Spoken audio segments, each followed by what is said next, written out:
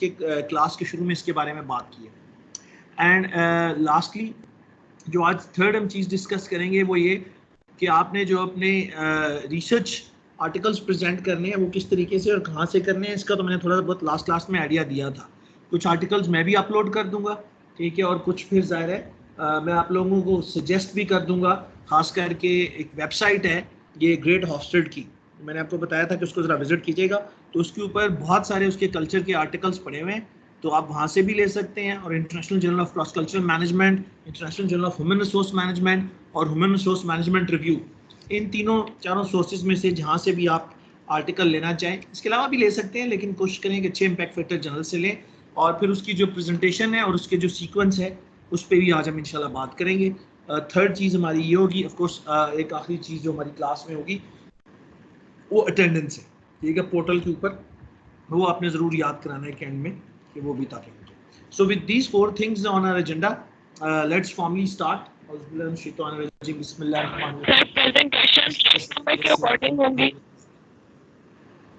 जी,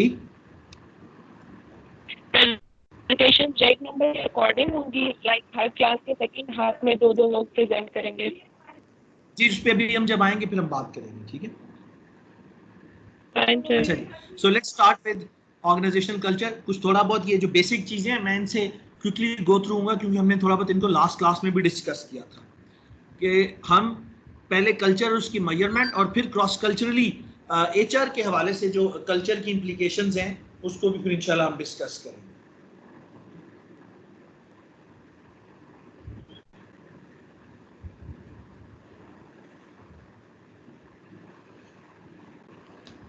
ठीक है, अच्छा जी, और let's start with, if you just review, this is what we have discussed, how can we define culture? That culture is basically the set of values, norms, guiding beliefs and understandings that are shared by members of an organization, okay na? So taught to new members as the correct way to think, feel and behave. So this is important, a culture is actually taught to new members किसी भी organisation में what is the correct way to think, to feel and behave. Now these things may seem very sort of क्या कहना चाहिए कि strange to you कि actually people are taught how to think, ठीक है ना। हालांकि हम तो ये देखते हैं कि जी आप कहेंगे जी थिंकिंग में तो हर बंदा आज़ाद है, ठीक है, वो जिस तरह से मर्जी चाहे सोचे, ठीक है ना, लेकिन हर इदारे की और ऑर्गेनाइजेशन की कुछ अपनी नॉर्म्स और वैल्यूज़ होती हैं, और आपको उस नॉर्म्स और वैल्यूज़ और उन बिलीव्स की बेसिस के ऊपर अगर अपनी थिंकिंग को आप उन बाउंड्रीज से बाहर लेकर जाएंगे तो naturally your ideas might not get that much acceptance. So you need to know कि किन बाउंड्रीज को keeping in mind you have to think in the terms of what new ideas can be proposed, what can be done or what cannot be done. So इसी तरीके से कि feel and behave. Now how to feel about different things, so that is also something that is to learn culturally, ठीक है ना। मसलन आप देखें कि बहुत सारी ऑर्गेनाइजेशन में बहुत सारी चीज़ों को बड़ा डिफरेंटली ट्रीट किया जाता है, ठीक है ना। मसलन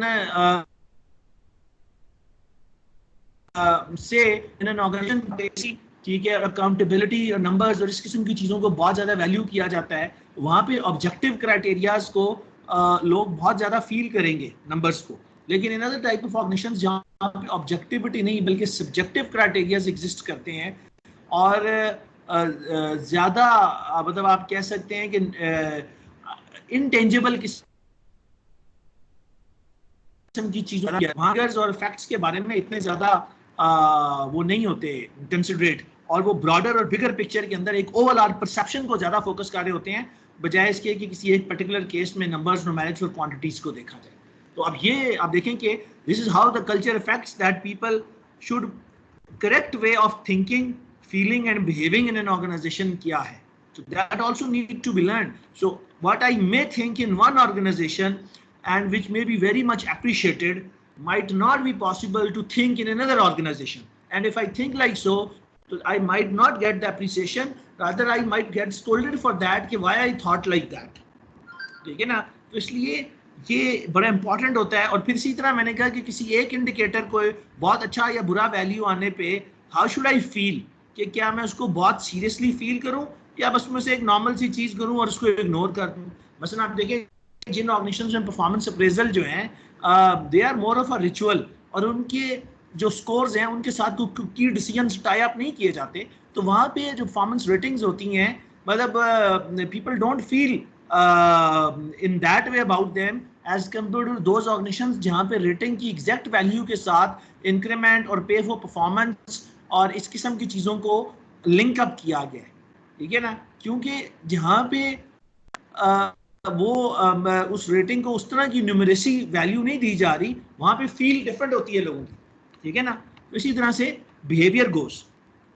सो ऑर्गेनाइजेशन का कल्चर जैसे मैंने कहा जी, it exist at two levels, observable symbols and underlying values. No this is important कि अंडरलाइंग वैल्यूज का क्या कॉन्सेप्ट है। अगर आप ये देखें कि ये एक, मैं इसको थोड़ा मैग्नीफाई कर दूं एक सेकंड स्लाइड शो में, तो ये दो लेवल्स बताए गए हैं, ठीक है, जिसपे कॉर्पोरेट कल्चर होता है। It is just analogy of iceberg, कि आइसबर्ग में आप देखें कि वो जितना पानी से बाहर होता है उससे काफ़ी सारा ज़्यादा वो पानी के अंदर भी होता है नीचे, ठीक है ना। तो ये बिल्कुल ऐसे ही है कि कल्चर जितना आपको नज़र आ रहा होता है उसका एक बहुत बड़ा हिस्सा होता है जो इजीली विजिबल नहीं होता, वो आपको you have to feel it in an abstract way by being the part of that culture. वो आपको कोई उतनी आसानी से बता भी नहीं सकता और समझा भी नहीं सकता, वो खुद से ही आपको उसका पार्ट बन के जो है ना अंडरस्टैंड और लर्न करना पड़ता है। तो आप देखें जैसे ऑब्जर्वेबल सिंबल्स में ceremonies, stories, slogans, behaviours, dressing, physical settings, ये सब चीज़ें ऑब्जर्वेबल पार्ट्स हैं कल्चर के। जबकि जो अंडरलाइंग वैल्यूज हैं, अजम्पशंस, बिलीव्स, एटीट्यूड्स, फीलिंग्स, ये इतनी जल्दी आप ऑब्जर्व नहीं कर पाते, ये आपको फील और सेंस करनी पड़ती हैं by repeated interactions with the members and the management of that particular organization, ठीक है ना। तो इसलिए ऑब्जर्वेबल और अंडरलाइंग वैल्यूज ये दो लेवल्स पे उसने कहा जी के हैं। So emergence and purpose of culture, it provide sense of organisational identity, और इसके बड़े क्रिटिकल फंक्शंस होते हैं to integrate members so they know how to relate to one another and to help organisation adopt to external environment. So दो तरह के देखिए, किसी भी ऑर्गेनाइजेशन की सक्सेस में दो बड़े इंपॉर्टेंट एस्पेक्ट्स होते हैं। एक कि उसके डिफरेंट डिपार्टमेंट्स और यूनिट्स और teams within the organisations वो कितने well integrated into each other, यानी इंटरनल इंटीग्रेशन। और second is adaptation to the environment, कि एक्सटर्नल एनवायरनमेंट में जो चेंजेस आ रही हैं उसके रिस्पांस में वो ऑर्गेनाइजेशन कितना और किस तरह से अडैप्ट कर सकती है, ठीक है ना।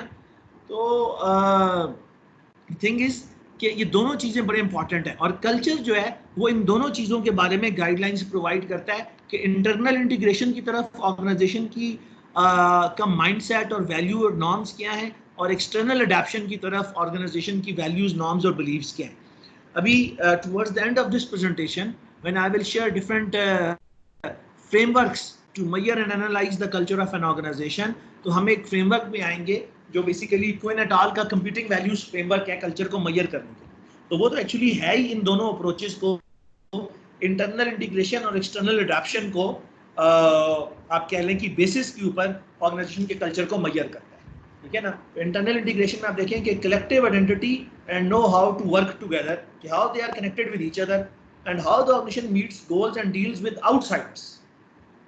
इंटीग्रेशन इंटरनल लोगों के साथ होती है, external adoption outside factors and forces के साथ होती है, जिसमें कस्टमर्स हैं, सप्लायर्स हैं, कंपेटिटर्स हैं, ठीक है ना। सो और आपके जो सब्स्टिट्यूट प्रोडक्ट्स बनाने वाले हैं, गवर्नमेंट है, ठीक है ना, और इंटरनेशनल आपके जो क्लाइंट्स हैं वो सारे अफेक्ट करते हैं। जबकि जो इंटीग्रेशन है, ठीक है ना, वो टुगेदरनेस में आपके अपने डिपार्टमेंट की दूसरी टीम्स, ठीक है ना, आपके अपने बॉसेस, एक डिपार्टमेंट दूसरे डिपार्टमेंट के साथ, डिफरेंट डिपार्टमेंट्स एक दूसरे के साथ, डिपार्टमेंट्स अपनी सिस्टर कंसर्न्स के साथ, SPUs अपने हेड ऑफिस के साथ, मतलब ये जो आपकी अलाइनमेंट और इंटीग्रेशन है ना, ये वर्किंग टुगेदर के उसमें, ठीक है। ये समझ आई बात, इंटरनल इंटीग्रेशन और एक्सटर्नल अडॉप्शन वाली? Yes sir, Yes, sir. Clear है। ठीक है ना। अच्छा, अब एक्चुअली ये दोनों क्रिटिकल फंक्शन है ऑर्गेनाइजेशन में। जो ऑर्गेनाइजेशन इन दोनों से भी किसी एक में वीक होगी, उसकी सस्टेनेबिलिटी एट स्टेक आ जाएगी, वो सूनर और लेटर जो है ना वो ऑर्गेनाइजेशन फेल हो जाएगी। सो कल्चर ऑर्गेनाइजेशन का इन दोनों फंक्शंस के बारे में एम्प्लॉइज को गाइडलाइंस या एक तरह का वो क्या कहना चाहिए, एक फ्रेमवर्क प्रोवाइड करता है कि उन्होंने कैसे अप्रोच करना है इंटरनल इंटीग्रेशन को और कैसे इंश्योर करना है external adoption. And we will see later के हाउ इट हेल्प्स। ठीक है जी। अच्छा, अब उसने ये यहाँ पर एक्सप्लेन किया कि ऑब्जर्व एडैप्शन, सर ये इंटीग्रेशन एंड एडैप्शन, ये दोनों चीजें मिलकर ऑर्गेनाइजेशनल आइडेंटिटी बनाती हैं। ये ऑर्गेनाइजेशन की इफेक्टिवनेस को डिटरमिन करती है और जाहिर है आइडेंटिटी भी बनती है वो कल्चरल नॉर्म्स पे कि वो किस तरह से इंटीग्रेट करते हैं और किस तरह से अडॉप्ट करते हैं, वो उनकी आइडेंटिटी होती है। ठीक है सर। ठीक है। अच्छा, observable aspects of organisational culture क्या है? ठीक है कि आप जब किसी भी ऑर्गेनाइजेशन के कल्चर को अपेरेंटली, ठीक है ना, जो नजर आता है कि वहाँ सिंबल्स हैं, मुख्तलिफ किस्म के साइंस होते हैं, ठीक है ना, लैंग्वेजेस के एक्सटीरियर्स है, उनके राइट्स एंड सेरेमनीज हैं, डिफरेंट तरह के फंक्शंस करते हैं, स्टोरीज जो एम्प्लॉइज शेयर करते हैं, पावर रिलेशनशिप्स के सीनियर जूनियर्स के आपस में, कंट्रोल सिस्टम्स के एम्प्लॉय की परफॉर्मेंस को किस तरीके से ऑब्जर्व किया जाता है और कैसे, इसी तरह ऑर्गेनाइजेशन का जो स्ट्रक्चर है, ठीक है ना, वो किस तरीके से शेप्ड अप है, जैसे ब्यूरोक्रेटिक स्ट्रक्चर्स हैं या मैकेनिस्टिक स्ट्रक्चर्स हैं या ऑर्गेनिक स्ट्रक्चर्स हैं। तो ये वो सब चीज़ें हैं जो कि ऑर्गेनाइजेशन की कल्चरल नॉर्म्स को आप जिसकी बेसिस के ऊपर इफेक्ट और इन्फ्लुएंस कर सकते। ठीक है ना, ये नॉस्ट्रैंड का कल्चरल चार्ट है कि अपसाइड डाउन है कि कल्चर इस तरीके से फ्लो होता है कि आप देखेंगे ये इन्वर्टेड पिरामिड है, विच मीन्स कि customers are at the top, ठीक है, and then there are front line employees, फिर आपके लाइन मैनेजर्स हैं, फिर आपके मिडिल मैनेजमेंट और टॉप मैनेजमेंट है।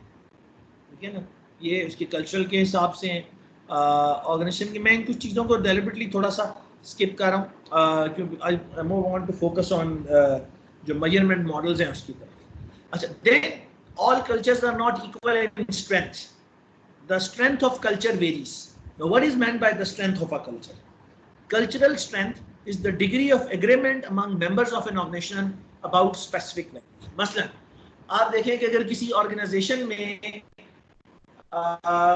किसी पर्टिकुलर टास्क को परफॉर्म करने का जो प्रोसेस है, ठीक है ना, अगर उसके ऊपर सब लोग एक ही तरीके से, जैसे मीटिंग डेडलाइंस, ठीक है, अगर अब मीटिंग डेडलाइंस जो है वो all across the organisation in all departments are consider extremely important, और कोई भी डिपार्टमेंट, उसकी कोई टीम या कोई इंडिविजुअल जब अपनी डेडलाइन मिस कर देता है तो that is considered extremely bad in that organisation and everyone feels worried and concerned if the deadline is not being met.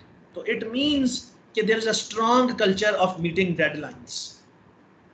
ठीक है ना, और अगर डेडलाइंस मीट नहीं होती तो उसके ऊपर अगर सजा नहीं भी है कोई एज सच, ठीक है, तो उसको रेप्रिमेंड किया जाता है, उससे नोटिस किया जाता है, उसके ऊपर कोई एक्शंस किए जाते हैं, तो चाहे वो काउंसलिंग है या कोई और चीज़ है। एक्शंस जितने माइल्ड हैं या वो हैं, ठीक है ना, बट इट डजंट अफेक्ट लेकिन अगर वो इट्स स्ट्रॉन्ग, ठीक है ना, तो इट मीन्स के उसको बहुत मतलब that is the stronger dimension and aspect of that particular culture. ठीक है ना, लेकिन कभी मतलब आप देखें डेडलाइन मीट करने वाले को कुछ कह दिया जाता है, कभी नहीं कहा जाता, ठीक है, जो कर ले ठीक है, जो ना करे वो भी चल जाता है। तो इट मीन्स के the culture of meeting deadlines in that organisation is not very strong, and those who do meet the deadlines and those who do not meet the deadlines are not dealt very differently from each other. So in this way there will be a weak culture. So this is important कि अगर organization की management कुछ किस तरह की cultural dimensions को strength देना चाहते हैं, क्यों? क्योंकि लोग cultural norms के मुताबिक अपने behaviors को align करते हैं। ठीक है ना, if you set a culture, a strong culture of meeting deadlines, so all new members joining the organization will be knowing that this is something that they cannot afford to go wrong, that a deadline is missed. ठीक है ना, तो जाहिर है, now this is how they are learning कि what is supposed to be done. ठीक है ना, then cultural strength means कि वो लोग वो काम उस ऑर्गेनाइजेशन में मतलब आप कह लें कि almost everyone does that thing almost all the times. तो हम ये कहते हैं कि ये स्ट्रॉन्ग कल्चर है। मसलन आप देखें कि जी पंक्चुअलिटी, आप किसी ऑर्गेनाइजेशन में देखें कि वहाँ सारे लोग वक्त पे आते हैं, ठीक है ना, मतलब एक माइनर कोई वायलेशन हो सकती है, but if almost all the people are very punctual, तो हम कहेंगे जी वहाँ पे पंक्चुअलिटी का बड़ा स्ट्रॉन्ग कल्चर है। तो जब आप कोई भी नया एम्प्लॉय जब उस ऑर्गेनाइजेशन में ज्वाइन करेगा ना, तो वो देखता है कि अच्छा यार व्हाट अदर्स आर डूइंग। एक तो चीजें होती हैं जो स्टेटेड है, ठीक है ना, एक होती है जो लोग ऑब्जर्व करते हैं कि व्हाट अदर्स आर डूइंग, और वहां से आप देखते हैं कि अच्छा there is a very strong punctuality culture. अब वो कैसे होगा कि जब कोई पंक्चुअल नहीं होता, ठीक है, या परसिस्टेंटली नॉन पंक्चुअल है, तो क्या सिस्टम उसके बारे में कोई रिएक्ट करता है? इफ डज, इट मींस के आप इंश्योर कर रहे हैं कि स्ट्रॉन्ग पंक्चुअलिटी कल्चर मेंटेन रहे, और जब वो वायलेट होता है तो आप उसकी रिस्टोरेशन की तरफ रिएक्ट करते हैं through whatever systems and policies that you have in place, ठीक है ना। और आप जब कभी कह देंगे कभी नहीं करेंगे, तो इट मींस उसका एक वीक कल्चर होगा, ठीक है ना। अच्छा, सब cultures reflect the common problems, goals and experiences of a team और डिपार्टमेंट्स। अच्छा, अब एक सब कल्चर का भी कॉन्सेप्ट, सब कल्चर ये होता है कि एक तो आप देखें ओवरऑल ऑर्गेनाइजेशन का कल्चर होता है, फिर उसके अंदर एक आपके अपने डिपार्टमेंट का थोड़ा सा डिफरेंट टाइप का भी कल्चर है।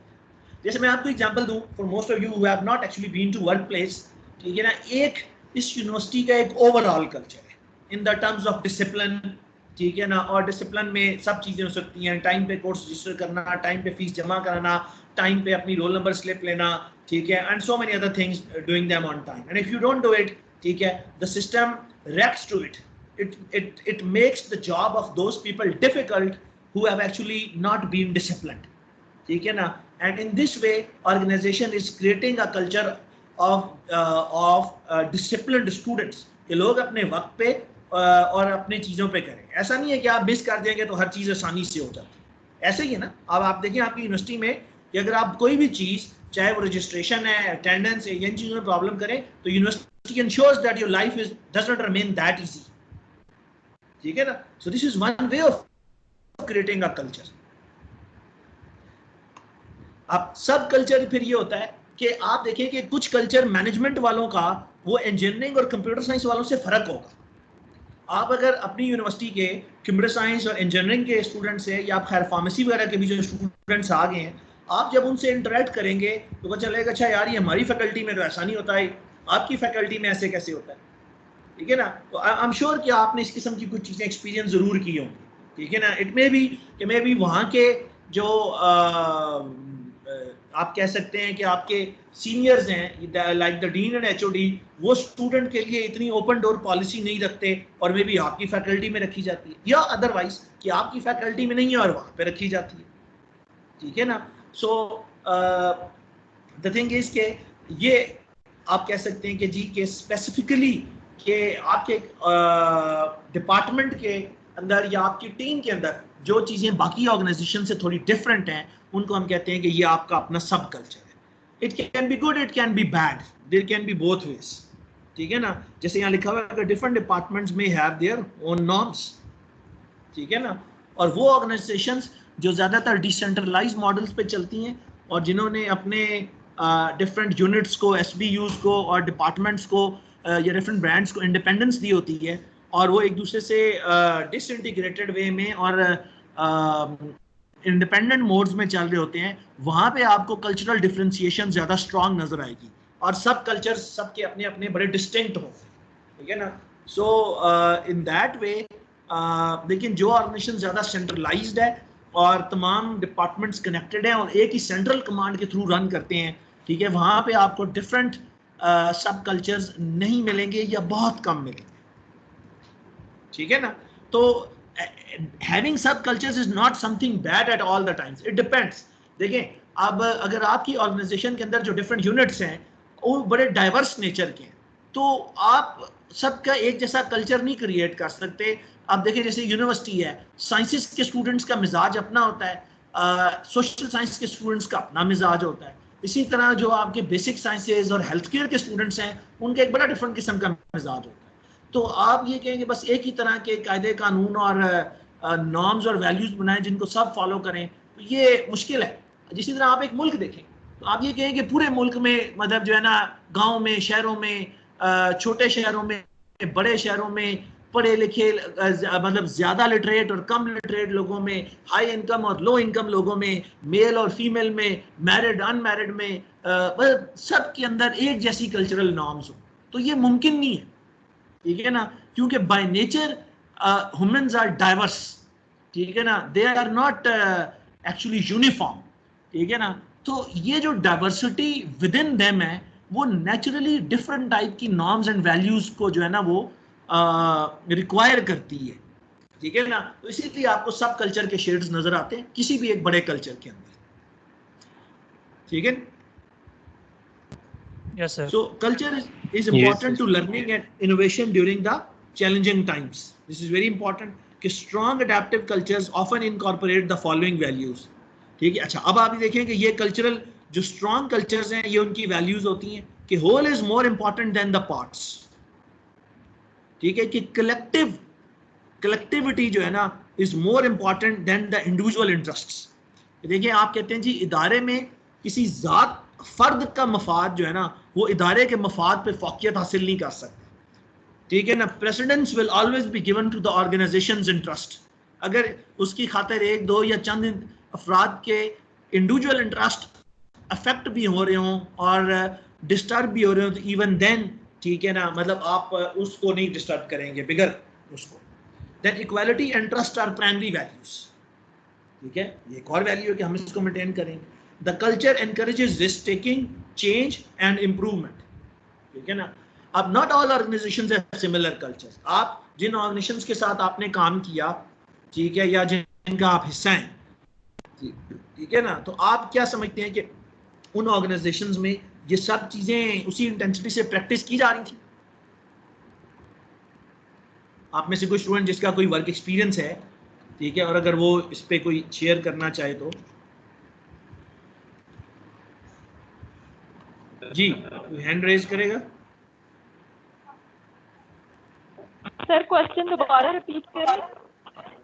मेरा क्वेश्चन ये है कि ये जो आपको 3 कल्चरल वैल्यूज नजर आ रही हैं, ठीक है ना, आप अपने वर्क एक्सपीरियंस की बेसिस के ऊपर अपनी ऑर्गेनाइजेशन की कुछ स्पेसिफिक एग्जांपल दें कि वहां पे कैसे आपको लगा कि यार ये whole is more important than the parts, या इक्वालिटी और ट्रस्ट वहां की प्राइमरी वैल्यूज हैं या नहीं है, जो भी आप फील करना चाहें। सर मैं आपसे शेयर करती हूँ। अभी रिसेंटली हमने इंक्रीमेंट की बात की थी, सेशन जब हमारा एंड होता है, न्यू सेशन स्टार्ट होता है, तो उसमें सर हमने कहा था कि जो ओल्डर है ना उनको आप ज़्यादा इंक्रीमेंट दें और जो न्यू वन है उनको कम दें। तो जो हमारे प्रिंसिपल हैं सर उन्होंने कहा कि इस तरह हम नहीं कर सकते, हमने ओवरऑल देखना होता है, हमारे लिए हर बंदा इम्पोर्टेंट होता है, तो हम इस तरह नहीं कर सकते, इससे वो लोग डीमोटिवेट हो जाएंगे, हर बंदा अपने एंगल पे परफेक्ट काम कर रहा होता है, तो हमने इक्वलिटी से लेके चलना होता है। ये वो इस तरह की रीजंस उन्होंने दी थी कि हम एक यानी इंडिविजुअल को नहीं देख सकते, हमने एज अ होल सबको देखना है, हमारे लिए वेरी गुड सारे एग्जांपल कि आपने इक्वालिटी को किस तरीके से इंश्योर किया। जी कोई इसकी Yes, एग्जांपल sir. देना चाहेगा कि ट्रस्ट की या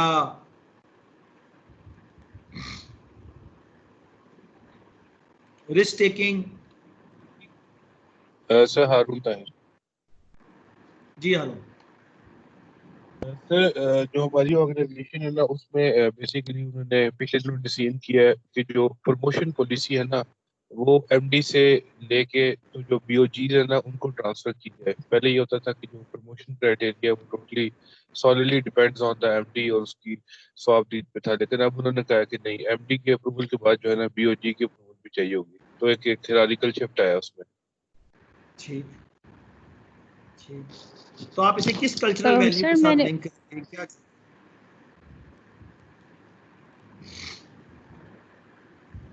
sir I think so first में लाइक करेगा कि the whole is more important than the parts. चलो जी सर मेरा जो प्रीवियस एक्सपीरियंस रहा है यूएई में एक कंपनी के साथ जॉब करने का, तो वहाँ पर जो अगर चेंज की बात कर लें तो वो इतना इम्पोर्टेंट उसको कंसिडर किया जाता है कि हर जब भी 6 मंथ के बाद कोई भी मीटिंग होती है स्टाफ के साथ, तो उसमें एक पूरा एजेंडा तैयार किया जाता है कि इम्प्रूवमेंट्स के लिए और चेंज के लिए हमें जो है वो आइंदा 6 मंथ में इन चीज़ों को कॉप अप करना, चाहे वो जो कोर्सेज हैं उनकी इम्प्रूवमेंट हो या स्टाफ की ट्रेनिंग्स बहुत ज़्यादा कराई जाती है वहाँ पे हर 3 मंथ्स के बाद। और जो अगर ये जो the whole is more important की बात करें तो वही जैसे एक यहाँ पे मेट ने एग्जांपल दी है कि सबको एक साथ लेके ही चला जाता है तभी वो ऑर्गेनाइजेशन सक्सेसफुल होती है। और सेम ये एक्सपीरियंस मेरा भी रहा है कि इंडिविजुअली नहीं देखा जाता। अगर इंसेंटिव्स की बात है, ट्रेनिंग्स की बात है, तो ओल्डर और न्यू स्टाफ को एक साथ ही कंसिडर करते हैं। अच्छी ऑर्गेनाइजेशंस में यूजुअली ऐसे ही होता है। बिल्कुल ठीक, एब्सोल्युटली राइट। ठीक है, चलिए लेट्स मूव ऑन। अच्छा, अब constructive versus non constructive cultures, कि आप ये कैसे एनालाइज करें कि कंस्ट्रक्टिव एस्पेक्ट्स ऑफ कल्चर क्या हैं और नॉन कंस्ट्रक्टिव एस्पेक्ट्स। अब ये लेफ्ट साइड पे आप देखें कि कंस्ट्रक्टिव कल्चर को कहा गया कि ऑब्जर्वेबल बिहेवियर्स में कि managers play close attention to all constituencies and initiate change when needed to serve the broader interest even when it means taking risks. ठीक है, underlying values, managers care deeply about all stakeholders, strongly value people and processes that create useful change. इसकी अगर दूसरी चीज को आप पढ़ें तो नॉन कंस्ट्रक्टिव कल्चर क्या है कि managers tend to be somewhat isolated and bureaucratic. They are comfortable with status quo and do not take risk to adjust or to take advantage of shifts in the environment. Managers care mainly about themselves, their immediate work group or some product associated with that group. Value the familiar management processes more than change processes. अच्छा, अब आप ये देखें क्या जी, ये वो culture है which is more like mechanistic culture, जिसमें ब्यूरोक्रेसी है। ठीक है, ये टिपिकली आप कह सकते हैं कि पब्लिक ऑर्गेनाइजेशंस के अंदर आपको ये ज्यादा चीजें मिलती हैं। ठीक है ना, लेकिन ऑन द अदर हैंड जो ऑर्गेनिक कल्चर्स होते हैं जो प्राइवेट ऑर्गेनाइजेशंस में और पब्लिक में भी हो सकते हैं, ये कोई जरूरी नहीं है कि सिर्फ उसमें हो, मैं एक वैसे जनरल बात कर रहा हूँ। ठीक है ना, कि हमें कॉमनली वहाँ पे मिलेगा कि आप देखिए कि प्राइवेट ऑर्गेनाइजेशंस में ना people are more concern with the bigger picture. ठीक है ना, और वो सिर्फ शॉर्ट टर्म की सक्सेस को फोकस नहीं कर रहे होते, बल्कि लॉन्ग टर्म की जो सस्टेनेबिलिटी होती है that is also on their agendas. और उसकी खातिर अगर उन्हें रिस्क टेकिंग भी करनी पड़े, ठीक है, तो दे गो फॉर इट। ठीक है ना, and such approach is basically labelled as constructive cultural norms. ठीक है ना, और इसी वजह से आप देखें कि जो प्राइवेट ऑर्गेनाइजेशंस होती हैं दे आर मोर प्रोग्रेसिव, वो चेंज को जल्दी एक्सेप्ट करती हैं, वो इतना लेट नहीं करती रिएक्ट करने के, इसलिए कि उनको पता होता है कि हमारी सस्टेनेबिलिटी इसके साथ लिंक्ड है। ठीक है जी, ये कुछ चीजें थी जो मैंने मतलब शुरू में एक ब्रीफ समरी की। अब हम जरा उस पर आते हैं। ये it's just a recap of what we have studied कि cultural values help determine the organisations social capital and can contribute to success. अच्छा, social capital क्या होता है? How you think, ठीक है, how you actually behave and how you actually act in a particular given situation. तो ये आपका जो है ना एक social capital होता है जिसके थ्रू आप अपनी सक्सेस को इंश्योर कर सकती हैं। और ऑर्गेनाइजेशन का सोशल कैपिटल शेप अप करने में कल्चरल नॉर्म्स का बड़ा इफेक्ट होता है। आप ये देखिए ये जितने बड़े बड़े रिनोन्ड एजुकेशनल इंस्टीट्यूशंस हैं, when people be there part, तो वो क्या करते हैं, वो कोई ये थोड़ा है कि उन्हें कोई इंजेक्शन लगाते हैं खास किस्म के जो बाकी स्कूलों वाले नहीं लगा सकते। ठीक है, या ये भी नहीं है कि कोई वो बहुत ही इस किस्म की किताबें पढ़ा देते हैं जो किताबें और किसी को अवेलेबल नहीं है, नॉट एट ऑल। ठीक है, वो उनको एक ऐसे सिस्टम के अंदर जो है ना वो एक्सपीरियंस प्रोवाइड करते हैं जिसमें कुछ खास तरह की नॉर्म्स, वैल्यूज और बिलीव्स को जो है ना इनकलकेट किया जाता है उनके अंदर। आप देखिए कैडेट कॉलेज के जो स्टूडेंट्स होते हैं, ठीक है, मतलब generally they are very confident. ठीक है, और लोगों की बड़ी ख्वाहिश होती है कि बच्चों को वहाँ भेजा जाए और वहाँ से बड़े ट्रेन होके आते हैं। So what's so special in those cadet colleges? They teach the same curriculum जो फेडरल बोर्ड और दूसरे बोर्ड्स के साथ होता है जहाँ वो एफिलेटेड होते हैं, yet they have a system of training. ठीक है ना, जिसमें वो एक खास तरह का माइंडसेट डेवलप करते हैं आप। ठीक है ना, कि किस तरीके से आपने अप्रोच करना है, किस तरीके से आपने सोचना है, किस तरीके से आपने महसूस करना है और किस तरीके से आपने बिहेव करना है। So thinking, feeling and behaving, so these are the exact 3 things that we are discussed in the definition. ठीक है ना, और यही आपका सोशल कैपिटल होता है। एंड सोशल कैपिटल में आपका कॉन्फिडेंस, आपकी कम्युनिकेशन, एनालिटिकल स्किल्स, माइंडसेट, ठीक है, and aggression to approach the problems, ये सब चीजें आपकी एम्प्लॉइज की ऑर्गेनाइजेशन की सक्सेस को अफेक्ट और इन्फ्लुएंस करती हैं। So managers can use rights and ceremonies, यानी मुख्तलिफ तरह के जो इवेंट्स होते हैं, stories, symbols, structure, system controls, and power relationships to influence culture. Subcultures may emerge even in strong cultures. Strong cultures can be constructive or non-constructive. Managers can shape culture, ठीक है ना, and ethics through formal systems. Now, this is important thing for us. कि culture can be reshaped, but the important thing is culture cannot be changed overnight. It takes time, ठीक है, कि आप cultural norms को जो है ना वो थोड़ा सा change करते हैं और उसको जो आपकी वीकर कल्चरल नॉर्म्स हैं या जो नॉन प्रोडक्टिव कल्चरल नॉर्म्स हैं, आप उन कल्चरल नॉर्म्स को टारगेट करते हैं और आप उनको जो है ना वो फिर प्रोग्रेसिवली ऐसे सिस्टम्स डिज़ाइन और ऐसी स्ट्रैटेजीज इन प्लेस करते हैं जिससे उन कल्चरल नॉर्म्स को जो है ना आप रूल आउट करें. So why is culture important? Because culture affects managerial decisions, ठीक है ना. मसलन the degree of risk that plans should contain. आप जिस ऑर्गेनाइजेशन में रिस्क टेकिंग लो है उसमें आप हाई रिस्क प्लान नहीं बना सकते, वो एक्सेप्ट ही नहीं होगा वहां पे, ठीक है ना. Whether plan should be developed by individuals और टीम्स. ब्यूरोक्रेटिक ऑर्गेनाइजेशंस में आपकी इनपुट बहुत कम होती है और मैनेजर्स ज्यादा डिसाइड करके इंपोज करते हैं सबऑर्डिनेट्स पे, जबकि मैकेनिस्टिक कल्चर्स में कलेक्टिवली प्लानिंग की जाती है कि क्या करना चाहिए through teams. The degree of environmental scanning in which management will engage, कि कितनी थॉरो एनवायरनमेंट को स्टडी करेंगे आप अपनी प्लानिंग से पहले. जो बहुत थोड़ा सा एनवायरनमेंट को स्टडी करेंगे वो ज़्यादातर अपने इंटरनल डेटा को यूज़ करके प्लानिंग बनाएंगे. जो ज़्यादा थॉरोली एनवायरनमेंट को स्कैन करेंगे वो एक्सटर्नल ओरिएंटेशन से फिर प्लान बनाएंगे, ठीक है ना. इसी तरह ऑटोनॉमी जो है ना कि कितनी एम्प्लॉइज के पास होनी चाहिए, ठीक है ना. टास्क इंडिविजुअल्स को असाइन किए जाए या ग्रुप्स को असाइन किए जाए. डिपार्टमेंट मैनेजर्स एक दूसरे के साथ कितना इंटरेक्ट और कोऑर्डिनेट करेंगे या बस अपना अपना काम करेंगे और एक दूसरे के साथ ज़्यादा किसी किस्म की कोऑपरेशन नहीं करेंगे. तो ये वो सब चीज़ें हैं जो कल्चरल नॉर्म्स के ऊपर इफेक्ट और इन्फ्लुएंस होती हैं, ठीक है ना. So the degree to which managers are concerned with increasing employee job satisfaction leading में. अब जैसे HR के हवाले से आप देखें कि जिन ऑर्गेनाइजेशंस में एम्प्लॉय की जॉब सेटिस्फेक्शन के ऊपर कोई खास तवज्जो नहीं दी जाती, ठीक है ना, तो वहाँ पे और वो उसको इतना इम्पोर्टेंट नहीं समझा जाता और वैल्यू नहीं किया जाता, तो मैनेजर्स वहाँ पे फिर इतना बॉदर नहीं करेंगे कि एम्प्लॉय सेटिस्फाइड है या नहीं है, ठीक है ना. What leadership styles are appropriate, ये भी कल्चर के ऊपर डिपेंड करता है. आप देखें जैसे जो मैंने लास्ट क्लास में भी एग्जांपल्स दी थी सर्वेंट लीडरशिप की और उन चीज़ों की, एक जगह पे बहुत ही रेलेवेंट चीज़ है, दूसरी जगह ऑल टुगेदर इररेलेवेंट है. तो दिस इज ऑल्सो इम्पॉर्टेंट कि वो किस तरह से उसको शेप अप करते हैं, ठीक है. Whether all disagreements even constructive ones should be eliminated.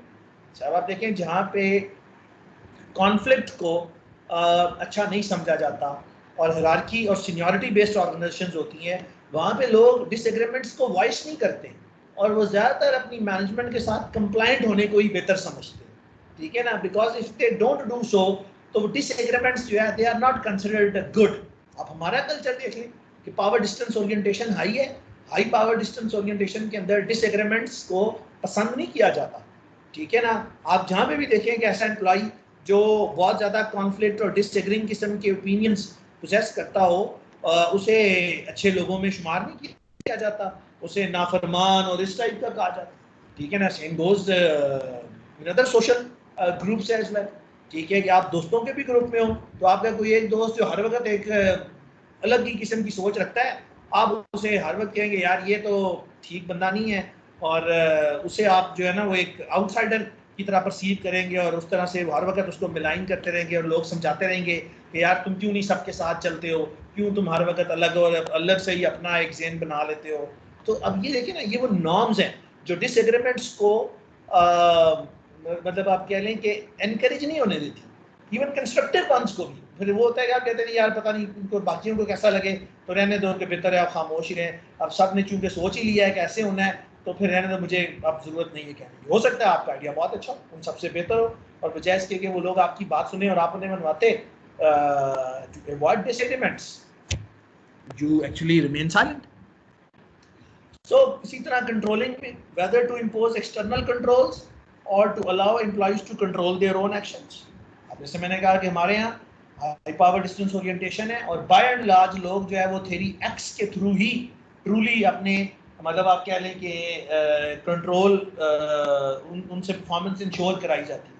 तो अब आप लोगों पे छोड़ दें कि यार वो खुद ही मतलब बहुत ज़्यादा अपने आप को कंट्रोल कर लेंगे एक्शंस को, तो it's difficult. You have to see कि सोसाइटी एज अ होल किस लेवल ऑफ मॉरल डेवलपमेंट पे है। जो इंडिविजुअल मॉरल डेवलपमेंट की हायर स्टेजेस पे होता है वो सेल्फ कंट्रोल को एक्सरसाइज कर सकता है, बट इंडिविजुअल्स, ग्रुप्स, ऑर्गेनाइजेशंस और सोसाइटीज जो रिलेटिवली मॉरल डेवलपमेंट की लोअर स्टेजेस पे हैं, ठीक है, उनसे सेल्फ कंट्रोल एक्सपेक्ट करना इज डिफिकल्ट। ठीक है ना, you have to impose sort of external controls, ठीक है, कि ताकि आप कंप्लायंस और रिक्वायर्ड परफॉर्मेंस लेवल को इंश्योर कर सकें। ठीक है ना। So what criteria should be emphasized in employee performance evaluations? Collectivist cultures के अंदर आप देखें कि वो ज़्यादातर जो by and large overall perceptions, compliance within the group, obedience to the authorities, ठीक है ना, और इस किस्म की चीज़ें मतलब जो है ना वैल्यू की जाती है। जबकि इंडिविजुअलिस्टिक कल्चर्स के अंदर ज़ाती परफॉर्मेंस, गोल्स की अचीवमेंट, ठीक है ना, और इनिशिएटिव्स, क्रिएटिविटी और इस टाइप की चीज़ों को ज़्यादा एम्फेसाइज किया जाता है। ठीक है। So what repercussions will occur from exceeding one's budget? जो आपकी ब्यूरोक्रेटिक और मैकेनिस्टिक ऑर्गेनाइजेशंस हैं उसमें आप बजट से ₹1 नहीं जा सकते ऊपर। ठीक है ना। आप जबकि जो ऐसी ऑर्गेनाइजेशंस हैं जिनमें फ्लेक्सिबिलिटी है, ठीक है, जिनमें डिस्क्रिशन और ये चीज़ें हैं, तो वहाँ पे आपको क्या कहना चाहिए कि आप तो फ्लेक्सिबिलिटी होती है कि आप बजट्स को चेंज कर सकते हैं, मतलब इन अ सेंस कि उनकी रीअप्रोप्रिएशन हो जाती है और आप एक हेड के बजट को दूसरे बजट हेड में यूटिलाइज कर सकते हैं, तो आपके पास ये फ्लेक्सिबिलिटी है। लेकिन अगेन जैसे मैंने कहा कि मैकेनिस्टिक कल्चर्स में ये फ्लेक्सिबिलिटी हो सकती है, और सॉरी ऑर्गेनिक में, मैकेनिस्टिक कल्चर्स में ऐसी फ्लेक्सिबिलिटी नहीं होती।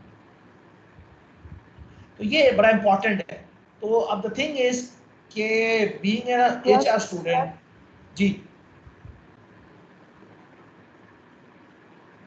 जी कोई कुछ कहना चाह रहा है?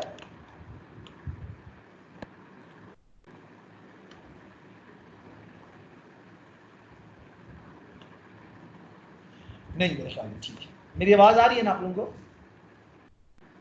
Yes, sir. जी सर आ रही है।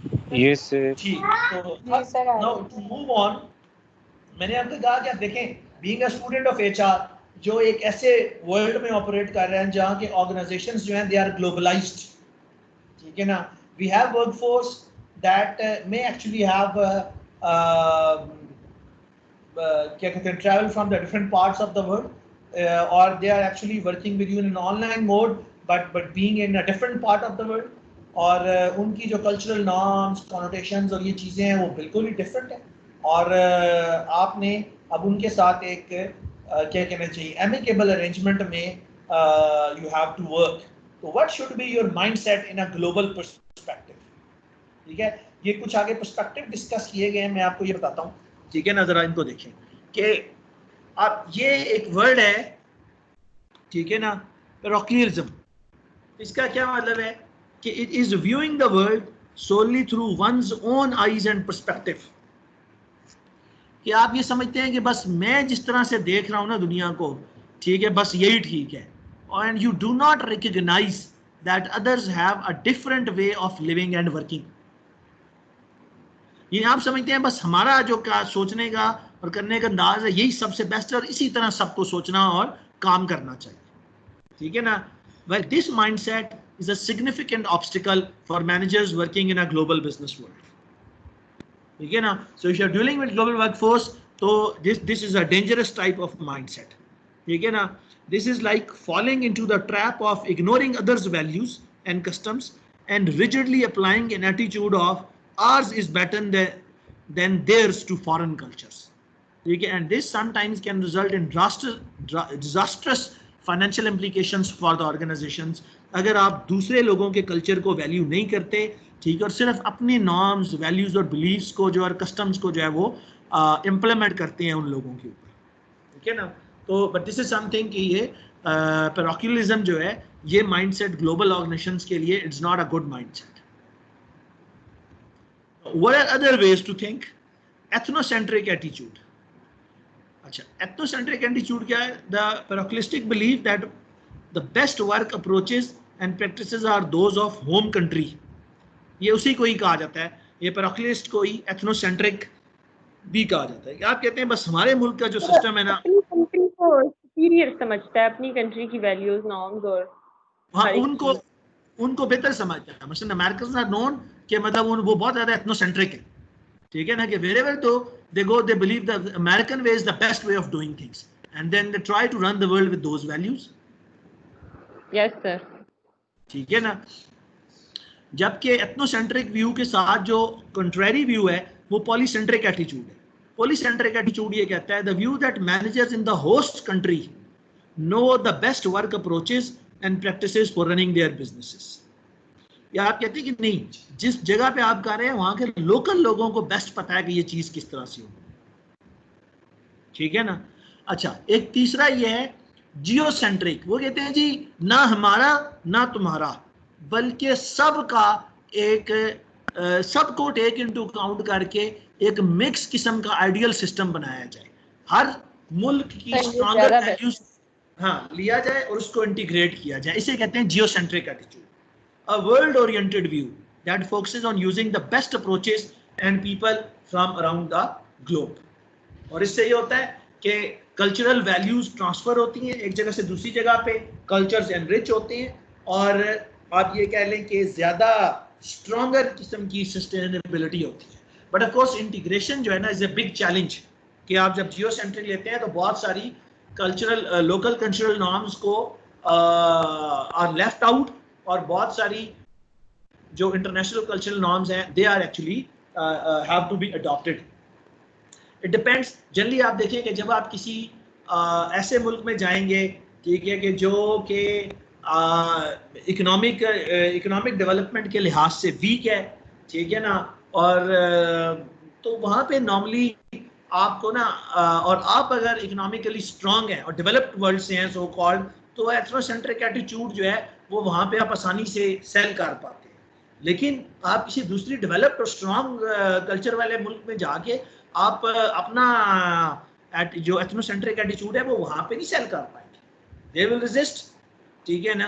तो क्योंकि जो डेवलपिंग कंट्रीज होती हैं, ठीक है, जिनकी इकोनॉमिक कंडीशंस इंडिकेटर्स इतने अच्छे नहीं होते, वहाँ पे एम्प्लॉयमेंट और कंप्लायंस जो है ना वो उनके लिए ज़रूरी होता है कि एम्प्लॉयमेंट को इंटैक्ट रखा जाए और अल्टरनेट एम्प्लॉयमेंट अपॉर्चुनिटीज लो होती हैं, इसलिए वो फौरन से आपकी तमाम कल्चरल चीज़ें और बातें मान लेंगे, ठीक है ना। Yes sir, yes sir. और ख़ास करके अगर आप ये देखें कि आप लोकल से बाहर जा रहे हैं और आपका अपना जो इकोनॉमिक और वो चीज़ें हैं उतनी स्ट्रांग नहीं है और उधर के ज़्यादा स्ट्रांग है, ठीक है ना, तो फिर you more have to be tilted toward polycentric attitude कि यार उनसे पूछ लेते हैं कि वो किस तरीके से करते हैं। आप देखें जिस तरह हमारे ब्रांड्स हैं, आप ये दुनिया के मुख्तलिफ डेवलप्ड मुल्कों के अंदर गए हैं, ठीक है, और वहाँ पे जाके उन्होंने अपने आप को एस्टैब्लिश भी किया, ठीक है ना, लेकिन naturally the way they operate over there, ठीक है, is quite different from the way they operate over here.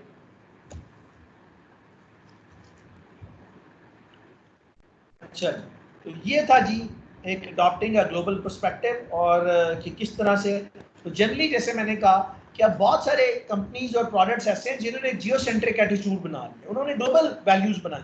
मसलन आप देखिए मैकडॉनल्ड है, KFC है, इनके बिजनेस मॉडल्स जो है ना वो जियोसेंट्रिक एटीट्यूड्स के ऊपर है। इन्होंने तमाम दुनिया की डिफरेंट वैल्यूज को मिक्स एंड मर्ज करके ना अपना एक इंटरनेशनल फ्रेंचाइज मैनेजमेंट मॉडल बनाया और वो उसी मॉडल को लेके चलते हैं और हर जगह पे देखें लोग उनकी उसी नॉर्म्स को, यहाँ पे भी आप देखें कि जो लोग काम कर रहे होते हैं वो उसी तरीके से उस रन ऑफ द मिल का पार्ट है जो कि शायद नॉर्थ अमेरिका या कनाडा के अंदर कोई मैकडॉनल्ड्स का या KFC का वर्कर जो है ना या उनका स्टोर मैनेजर जिस तरीके से कर रहा होता है, ठीक है ना, and they declare the entire world as one market. और उनकी ब्रांडिंग भी जो है ना कोई बहुत एक मुल्क के लिहाज से इतनी नहीं होती ग्लोबल, लेकिन अब बहुत सारी ग्लोबल कंपनीज जो है ना वो फिर वापस पॉलीसेंट्रिक की तरफ आती है, ठीक है ना।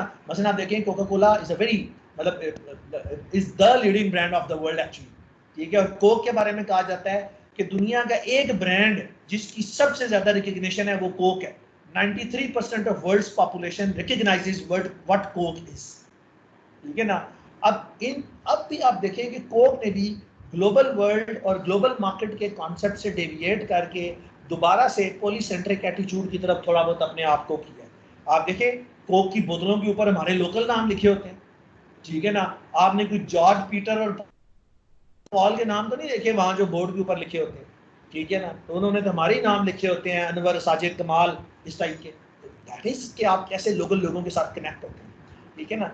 All these bigger corporations, after so many experimentation and you can say years and decades of business strategies, have concluded ठीक है कि you have to respect the host country's norms and values. ठीक है ना. कि लोग जितना भी आप उन्हें ग्लोबल और इस तरफ ले आए, लेकिन इवेंचुअली जो उनके अंदर उनके खमीर में जो कल्चरल नॉर्म्स और वैल्यूज होती हैं ना, जो बचपन में जिसमें वो आंख खोलते हैं, वो आप उनके माइंड से कभी इरेडिकेट नहीं कर सकते. ठीक है ना. They strike them back and strike like anything when you actually touch them with some sentiment, with your product, with your advertising और विद योर हायरिंग. तो ये बड़ी इंपॉर्टेंट चीज़ें होती हैं कि किस तरीके से आपने उसको ये करना. तो ये वो डिफरेंट व्यूज़ हैं. बात इस पर इंशाल्लाह हम आगे भी बात करते रहेंगे कि इसके लिए एचआर के हवाले से क्या इम्प्लीकेशंस. अब मैं आता हूं जो हमारा आज का क्रिटिकल और मेन जो एस्पेक्ट था वो ये था कि ऑर्गेनाइजेशन के कल्चर को मेजर करने के डिफरेंट फ्रेमवर्क्स कौन से. तो देयर आर 4 फ्रेमवर्क्स जो मैं यहां आपसे डिस्कस करूंगा. ठीक है. कितने फ्रेमवर्क्स हैं? 4 फ्रेमवर्क्स सर 4 फ्रेमवर्क्स हैं. 4. ठीक है. 4 फ्रेमवर्क्स या 4 मॉडल हैं जिसके थ्रू ऑर्गेनाइजेशन के कल्चर को मेजर किया जा सकता है. ये एक सबसे पहला है O'Reilly and Chatman's 7 dimensional organisational culture. ये जो आपको नजर आ रहा है 7 डायमेंशंस ऑफ ऑर्गेनाइजेशनल कल्चर.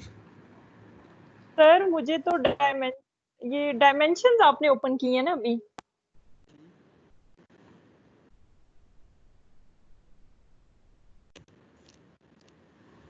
ठीक है जी.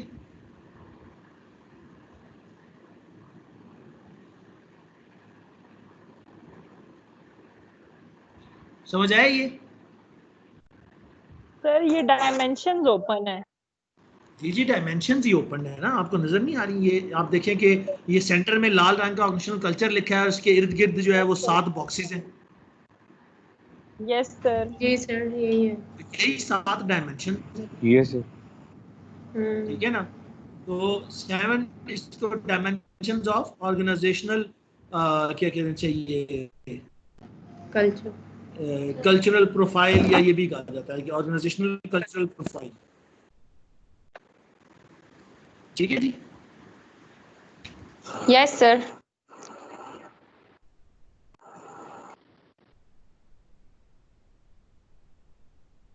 तो ये मैंने कहा ना कि ये चैटमैन और ऑरेले ये उनकी है. और इसको अगर आप गूगल में सर्च भी करेंगे ना 7 डायमेंशंस ऑफ ऑर्गेनाइजेशनल कल्चर, तो वो ऑटोमेटिकली आपको ये दिखा देगा कि चैटमैन और ऑरेले का ये मॉडल है. सर बुक में भी तो गिवन होगा ना डिटेल में. जी ये मैंने डिफरेंट बुक से लिए हैं. तो ये बुक में मतलब उस तरह से आपको मिल जाएगा. ये बेसिक मैनेजमेंट की बुक में भी आपको मिल जाएगा, उसके दूसरे या तीसरे चैप्टर में, 3rd चैप्टर में perhaps. Okay sir. Okay sir. Thank you. अच्छा मैं इसको एक्सप्लेन करूंगा, लेकिन मैं पहले चारों मॉडल्स का आपको आइडिया देना चाहता हूँ, फिर हर मॉडल को 1 बाय 1 एक्सप्लेन करें. जी सर. अच्छा इसके बाद जो सबसे ज्यादा फेमस और world popular model of studying culture है वो हॉफस्टेड का मॉडल है. और हॉफस्टेड के अकॉर्डिंग कल्चर की कितने डायमेंशंस हैं? Sir 5 sir. अब उसमें एक छठी भी रिसेंटली हॉफस्टेड ने 2010 में ऐड कर दी थी. तो कन्वेंशनल मॉडल तो अभी भी 5 पे है, but there is a 6th dimension as well जिसको अभी हम डिस्कस करेंगे आगे. ठीक है. Fine sir. यस जी sir. So Hofstede's 6 dimensions of national culture आप. उसके बाद जो 3rd मॉडल है, ठीक है जी, वो है द ग्लोब प्रोजेक्ट, जिसके अकॉर्डिंग देयर आर 8 और 9 dimensions of organisational culture. Sir जो आपने स्टार्ट स्टार्ट में डायमेंशंस बताइए, वो ओवरऑल था।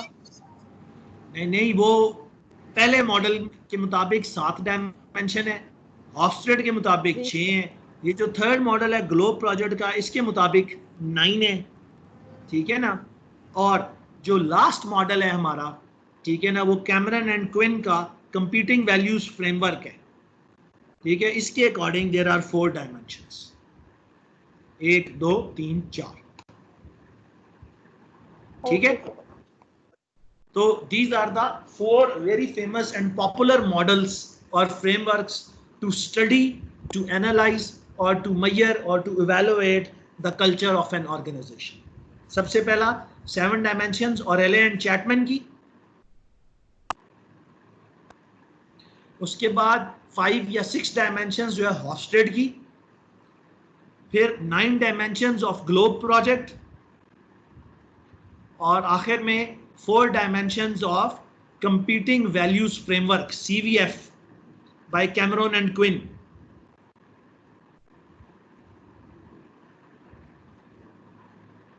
ठीक हो गया? जी सर। Yes sir. अब इन चारों मॉडल्स को हम जरा 1 by 1 डिटेल में डिस्कस करें, ठीक है ना, और उनकी डायमेंशन पे बात करेंगे। ऑफ कोर्स इन मॉडल्स के दरमियान there are some similarities as well, ठीक है, and there are certain things that are unique to each model as well, ठीक है ना। लेकिन एक चीज आपने ज़हन में रखना है कि अगर आपने बीइंग अ स्टूडेंट, बल्कि एक 5वां मॉडल भी हम कह सकते हैं which is a more simplistic model, कि उसके मुताबिक कल्चर की सिर्फ 2 डायमेंशंस हैं, मैकेनिस्टिक कल्चर और ऑर्गेनिक कल्चर। कौन कौन सी? मैकेनिस्टिक एंड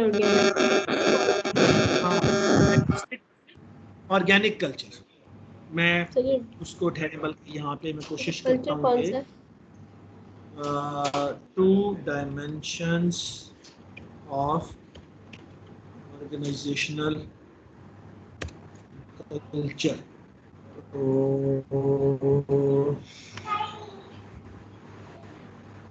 सिर्फ उसका देख रहा हूँ कि वैसे 2000 और भी बहुत छोटे छोटे मॉडल होंगे, लेकिन ये फेमस यही है जो कि मैंने आपको बता दिया। Mechanistic and organic.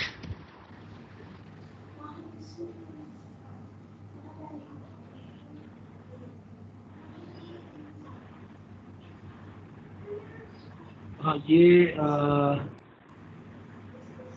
नॉर्मली ज़्यादातर जो है ना वो ऑर्गेनाइजेशन के स्ट्रक्चर की कहा जाता है कि ये 2 हैं रादर देन कल्चर के।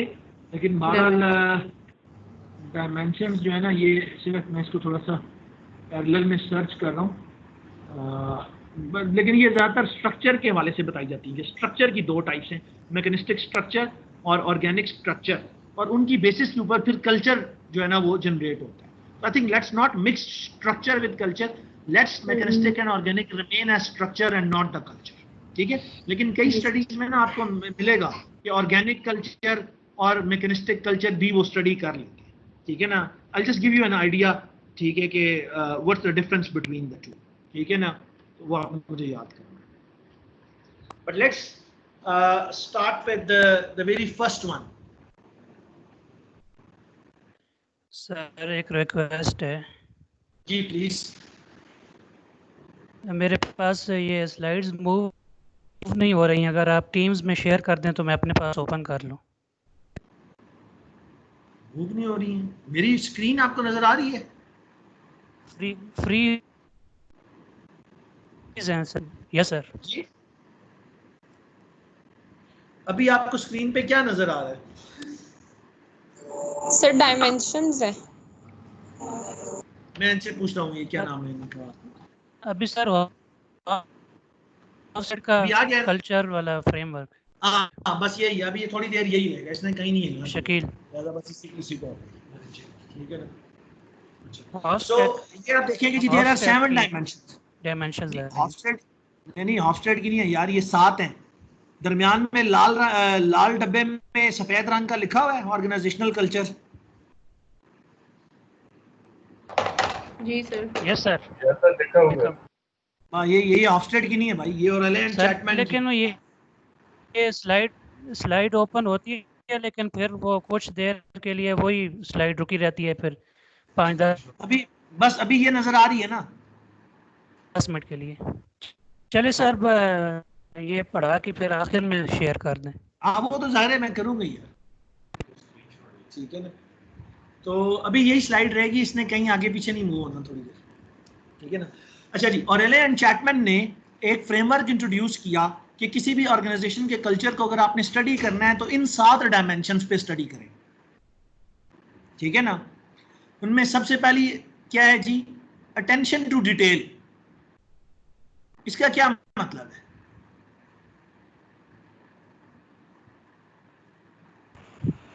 किसे रेगुलरली ऑब्जर्व करना ऑर्गेनाइजेशन को। जी बताएं जी, कोई और?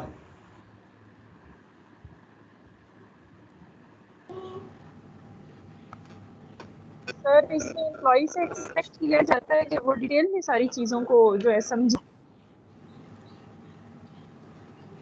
देखिए, मैं आपको एक सिंपल एग्जांपल देता हूँ कि whenever you do a task, तो उस टास्क को के अंदर जो छोटी मोटी बारीक बारीक चीजें हैं, अगर हर माइन्यूट चीज को भी बहुत ज्यादा ध्यान से देखा जाता है, और अगर कोई छोटी सी भी चीज ठीक नहीं है या कंप्लायंट नहीं है, तो मतलब इट इज नॉट एक्सेप्टेड। तो हम क्या कहेंगे? अटेंशन टू डिटेल हाई है कि लो है? हाई है सर। हाई है सर।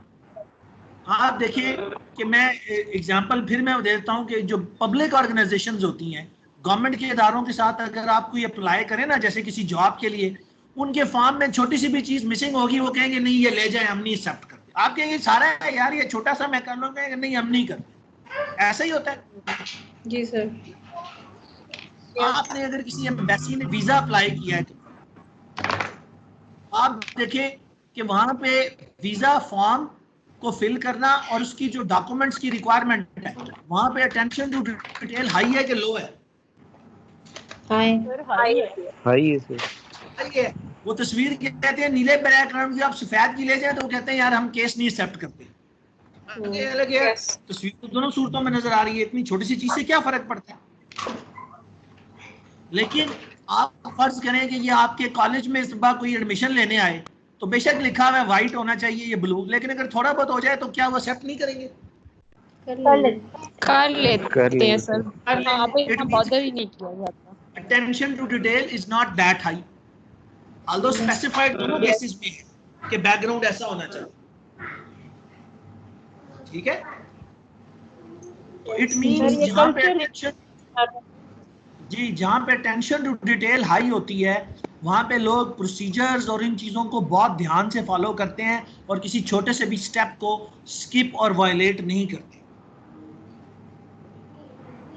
सर ये नेचर ऑफ ऑर्गेनाइजेशन पर डिपेंड करता है। है सर, नेचर ऑफ ऑर्गेनाइजेशन पे डिपेंड करेगा ना, क्योंकि सर जैसे हमारे केस में आर्मी कह सकते हैं सर।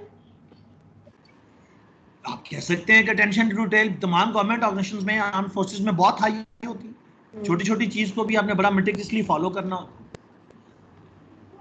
ठीक है ना। आप देखें जैसे आप बहुत सारे टीचर से आपने पढ़ा, आप उन्हें डिफरेंट तरह की जब प्रोजेक्ट्स और असाइनमेंट से मार करते, कई टीचर्स की अटेंशन टू डिटेल बहुत हाई होती है, वो छोटी छोटी माइन्यूट चीजों को भी बड़ा नोट करते हैं, ठीक है ना।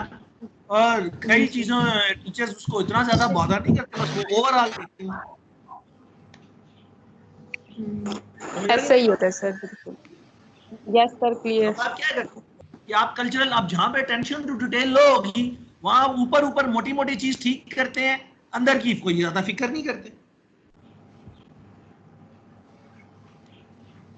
ठीक है ना। यही ऑर्गेनाइजेशंस में भी होता है। जिन ऑर्गेनाइजेशन के कल्चर में अटेंशन टू डिटेल लो होती है, वहां पे लोग बाय एंड लार्ज ओवरऑल चीज को ठीक रखते हैं, माइन्यूट डिटेल्स को बहुत ज्यादा अटेंशन और तवज्जो नहीं देते, ठीक है। उसके बाद नेक्स्ट है जी आउटकम ओरिएंटेशन।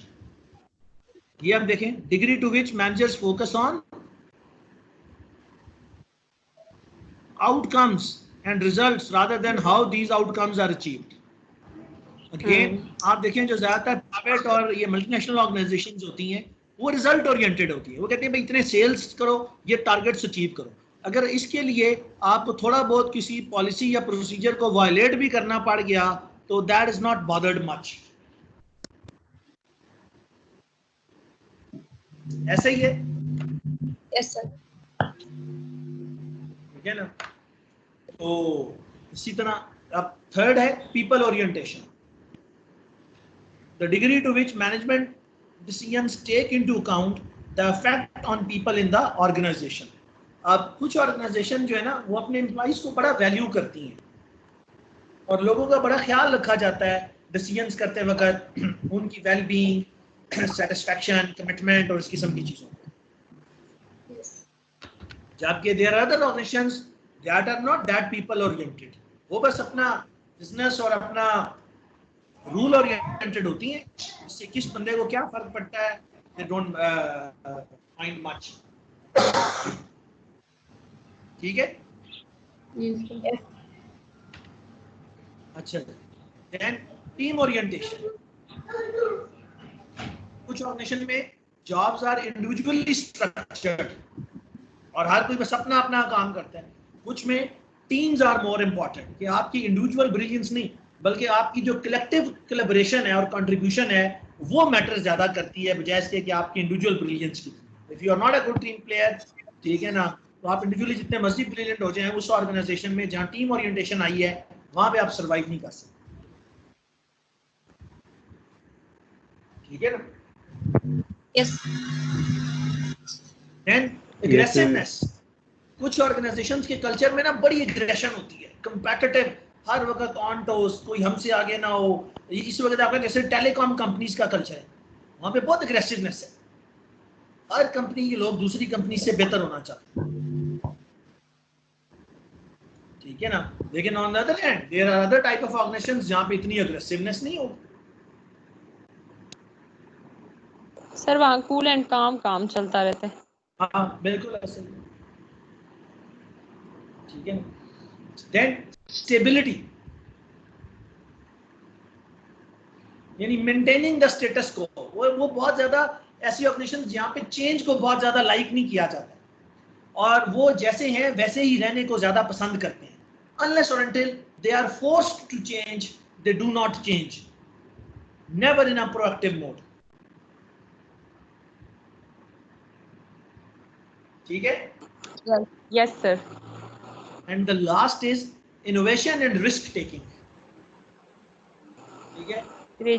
Certain organizations जहाँ पे innovation और risk taking को बड़ा encourage किया जाता है बल्कि creativity employees से demand की जाती है। जबकि there are other types of nation जहाँ पे compliance को, ठीक है ना, और stability को encourage किया जाता है और लोगों को कहा जाता है कि जी बस जो जैसे हो रहा है इसको ऐसे ही करते रहना और चेंज नहीं करना। खाम तो जाहिर है ये हर तरह की, ये डिफरेंट तरह की आप देखें कि नॉर्म्स और वैल्यूज हैं जो ऑर्गेनाइजेशंस में फॉलो की जाती है। आप इनको अपने ऊपर भी फॉलो कर सकते हैं। आप अपने आप को असेस करें, क्या जब मैं कोई काम करता हूं तो मैं हर बारीक डिटेल का बहुत ज्यादा ख्याल रखता हूं या रखती हूं? क्या मैं बहुत ज्यादा आउटकम ओरिएंटेड हूं कि जब तक रिजल्ट मेरी मर्जी का ना आए मैं कुछ ना कुछ इधर उधर करता ही रहूंगा या करती रहूंगी? How I feel about people, ठीक है, do I care a lot about people और आई डोंट केयर मच? ठीक है ना। I want to be alone and doing things at my own without collaboration, or I like to work with others and in a collective mode rather than in an individualistic mode? Am I too aggressive, always looking around at who are ahead of me, how can be I ahead of them, what needs to be further, always having plans, try to outbeat the others? Stability, do you like changing or like to remain the way you are?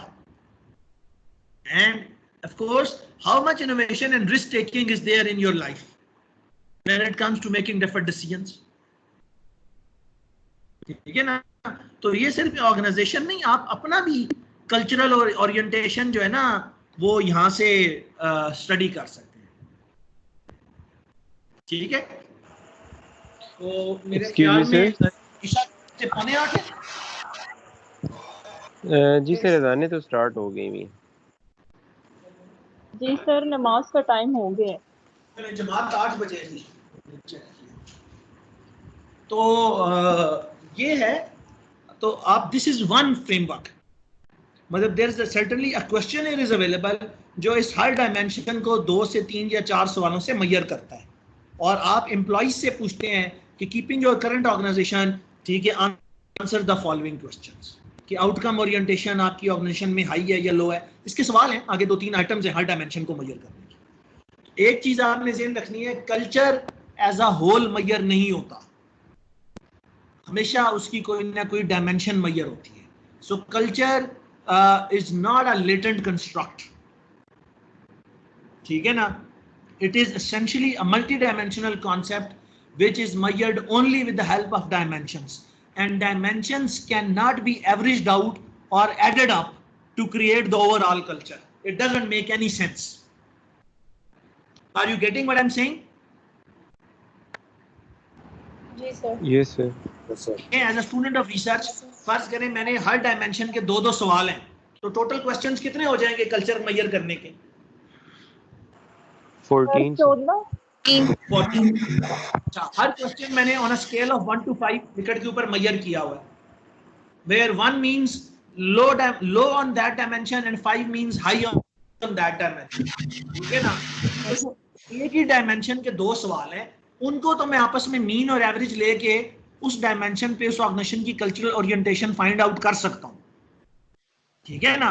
लेकिन मैं जब मुख्तलिफ nature की dimension को आपस में average करूंगा तो वो न्यूमेरिक वैल्यू तो आ जाएगी कुछ ना कुछ, लेकिन उसका कंसेप्चुअल यूटिलिटी क्या होगी?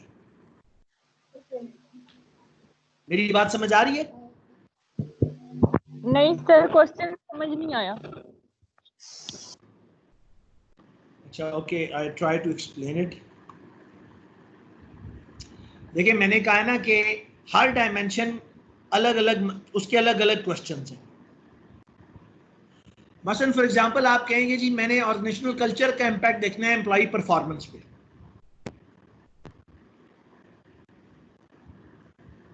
ठीक है, ये बात मेरी समझ आ रही है? आवाज आ रही है? Yes sir. What I am trying to make you understand कि कल्चर ओवरऑल नहीं हो सकता कि कल्चर का इम्पैक्ट देखा जाए, आप किसी डायमेंशन का देख सकते हैं अलग अलग। यस सर, ये समझ आ गई है जो आप कह रहे हैं। हाँ, तो अगर आप कहते हैं नहीं मैंने तो ओवरऑल कल्चर का देखना है और मैं सारों को जमा करके एक स्कोर बना लेता हूं, तो न्यूमेरिकली तो वो बन जाएगा, लेकिन conceptually it will be wrong. Sir yes sir, got ठीक है ना, क्योंकि आप मुख्तलिफ नेचर की चीजों को आपस में मिक्स करके एवरेज ले रहे हैं, which should not be done. Excuse me sir. Ji ji sir, थोड़ी देर पहले मेरा यही क्वेश्चन बन रहा था कि सपोज जैसे कि ये एक फ्रेमवर्क है, पहला फ्रेमवर्क है, इसकी 7 डायमेंशंस हैं, तो इसमें हमने मतलब अटेंशन टू डिटेल और सारी 1 by 1 चीज़ें तो देख ली, लेकिन मतलब एक कलेक्टिव उस तरीके से नहीं आया। आप ये कह रहे हैं कि हर एक डायमेंशन को हम सेपरेटली प्रॉक्सीज के थ्रू तो कुछ वो कर लेंगे आइडेंटिफाई, लेकिन एज अ होल कल्चर को हम मतलब ये एक यूनिफॉर्म उसको कलेक्टिव नेम दे के नहीं कर सकते, नहीं मतलब कर सकते। यस, वो कंसेप्चुअली मतलब it's not correct. Yes sir, आप देखिए ना, आप कल्चर लो हाई है, ये क्या बनता है सेंस आपके लिए? तो बनती है सेंस? जी सर, कि मतलब उसमें हम इंडिविजुअली हर चीज को अलग अलग देख रहे होंगे कि वो स्टेबिलिटी मोड में है या नहीं, कोई एग्रेशन में है या नहीं, उस ऑर्गेनाइजेशन में टीम वर्क चल रही है या मतलब पर्सनल परफॉर्मेंस पीपल मतलब ओरिएंटेशन पे फोकस्ड है, मतलब सेपरेटली हम उसको आइडेंटिफाई करेंगे। हाँ, देखिए हर डायमेंशन को आप सेपरेटली ऑर्गेनाइजेशन को रेट कर सकते हैं कि उस डायमेंशन पे वो ऑर्गेनाइजेशन लो है या हाई है। यस सर, सही हो। लेकिन आप सबको एवरेज करके कहेंगे जी और उसका ओवरऑल ऑर्गेनाइजेशनल कल्चर लो या हाई, तो आप क्या मतलब इससे निकलता है कोई सेंस मेकिंग? मतलब नथिंग सर, कुछ नहीं। इसलिए कल्चर के dimensions can not be merged together to create the overall concept of organisational culture. Dimensions are always studied separately. Sir इसी वजह से डिफरेंट मॉडल्स में डिफरेंट डायमेंशंस दिए हुए हैं ना। हाँ, ये आपकी डिस्क्रिप्शन होती है कि आप किस मॉडल को चूज कर रहे हैं और उस मॉडल में से कितने डायमेंशंस ले रहे हैं। कोई जरूरी नहीं है कि आप एक ही मॉडल लें और दूसरा ना लें, सब मॉडल्स के हवाले से लिटरेचर में मौजूद हैं। और ये भी जरूरी नहीं है कि जो मॉडल लें उसकी सारी डायमेंशंस लें। आपको आपके अपने कॉन्टेक्स्ट में या बाकी अदर स्टडी वेरिएबल्स की कॉन्टेक्स्ट में जो डायमेंशन रेलेवेंट लगती है आप सिर्फ उस डायमेंशन को यूज करते हैं, या जो डायमेंशंस रेलेवेंट लगती हैं आप सिर्फ उनको पिक करके यूज करते हैं, नॉट ऑल। समझ आई मेरी बात? यस सर, समझ आ गई। ठीक, चल अभी हम मेरे ख्याल में 8 बजे के करीब है, लेट्स हैव अ ब्रेक, कोई नमाज पढ़ के हम कोई 8:15 के करीब भी रिटर्न बैक, ठीक है? और हम अगले फिर मॉडल में आएंगे। मीनवाइल आप ब्रेक कर लें और ब्रेक से अगर फारिग हो जाए तो आप ये ऑर्गेनाइजेशन की 7 डायमेंशन जो फ्रेमवर्क है ना, इसका क्वेश्चनर ढूंढने की कोशिश करें कि इसको मैयर कैसे करें। Questionnaire to measure 7 dimensions of organisational culture by O'Reilly and Chatman, मिल जाएगा आपको गूगल स्कॉलर से या इनसे ढूंढें, ठीक है ना? कि आपकी अपनी इन्वेंटरी जो स्केल्स की इन्वेंटरी जो है ना, अब आप रिसर्च स्टूडेंट हैं तो अपनी खुद से स्केल्स की एक फोल्डर बनाना शुरू कर दें ताकि आपके पास डिफरेंट तरह के वेरिएबल्स के मेजरमेंट इंस्ट्रूमेंट्स हों, ताकि कल आपको जब रिसर्चेस करनी पड़े तो ना सिर्फ उस डेटाबेस से मदद मिले, बल्कि कल आप आने वाले वक्तों में जब बड़े प्रोफेसर बने तो फिर आप अपने स्टूडेंट को भी उस जो है ना वो उम्र यार की ज़मीन में से चीज़ें निकाल के दे सकें, ठीक है? ठीक है, okay, let's have a break.